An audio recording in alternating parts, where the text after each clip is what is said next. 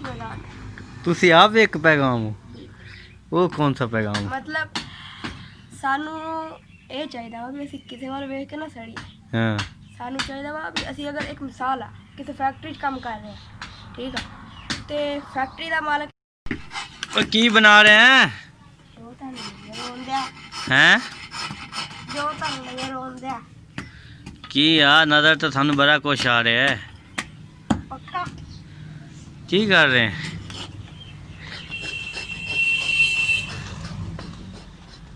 ओए की कर रहे हो मकान की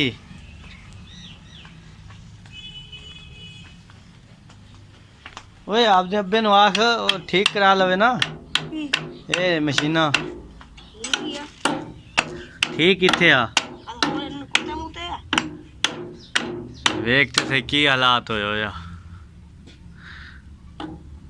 यार तू ठीक करावेगा बड़ा हो गए तू करावेगा अच्छा कितनी पढ़ता तू 10वीं तेरी उम्र कितनी है 15 साल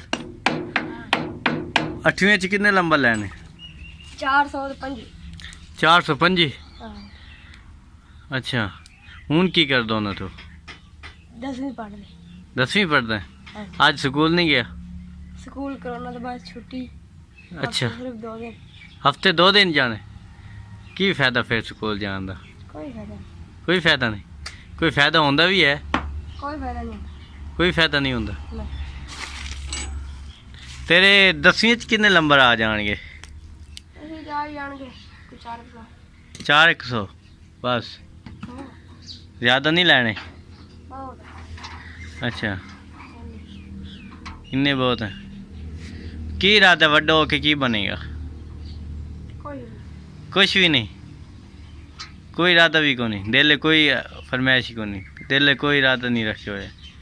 बस वेला फिरने टुरने आही काम करेंगे मैं यही इसमें तरक्की दूँ हैं ऐसे में तरक्की करेंगे मैं इसे इन्हें तरक्की करेंगे इंशाल्लाह वाह भाई बड़ी सोच रखी हुई है भाईजान इनके पास बहुत ज़्यादा मशीनें हैं देख सकते हैं ये चक्की तो बिल्कुल ही खराब हुई पई है हाँ जी हैं हाँ जी हाँ ਇਹਦਾ ਨਾ ਉਹ ਛਾਤੀ ਵੇ ਥੋੜੀ ਸੀ ਆਪ ਬੰਦ ਕੀਤੀ ਹੈ अब अच्छा तलवा ठीक है सब कुछ ठीक अच्छा छत को नहीं है दी हाँ जी अच्छा एक ही हालात है छपड़ा नवा पाओ यार पैसे ला के पैसे है कोई क्यों नहीं है तेरी जेबा पैसे नाल भरी हुई ने ये है कोई नहीं जेबा हैं भी कोई नहीं बिल्कुल कोई आप जिंदगी दी अच्छी गल ही सुना दे स्कूल डेंट दी मतलब तू कितवीं च सी 5वीं पास कर गए कितने साल ਦਾ ਸੀ हाँ कितने साल दा सी 10 साल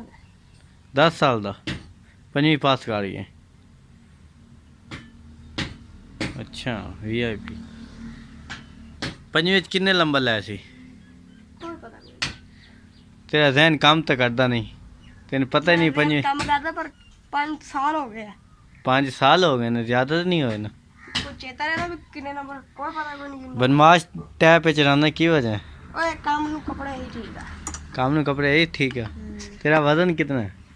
वजन हाँ हाँ एक मान हाँ यार जान दे यार अरे कल तो लिया कल तो ले कितने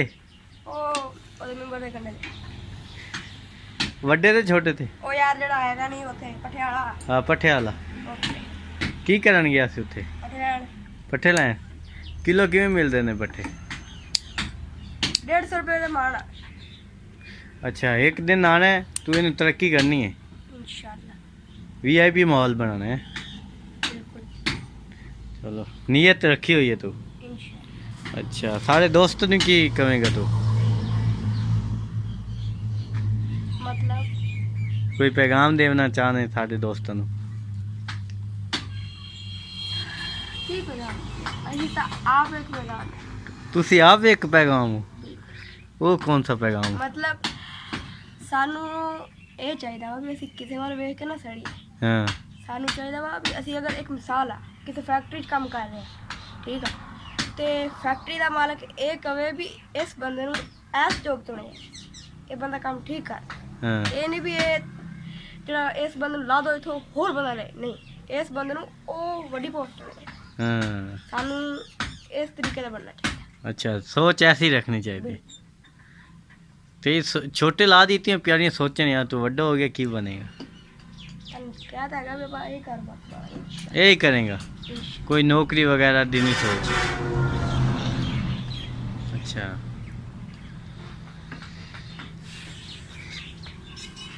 हिम्मत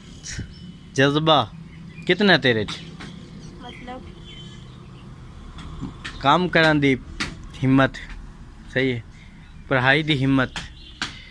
सही है। कितनी तेरे दिल च कि मैं एक काम जल्दी जल्दी करके मैं आपदे अब्बू दा घर आना दा। वो तो मेरा दिल इधर करता भी, जब सवेरे मैं पढ़ के आज एक मिसाल भी सारी क्लास पढ़ के ते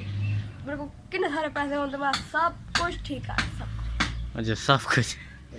अच्छा, इंशाल्लाह दिल च इरादा है, अल्लाह पूरी करेगा। प्यारे दोस्तों, अगर हमारी आपको वीडियो अच्छी लगी हो तो लाइक ज़रूर करें और शेयर भी ज़रूर करें। हमारे प्यारे दोस्त बहुत अच्छी बातें की, फिर आएंगे इसके साथ फिर बातें करेंगे। अल्लाह हाफिज़।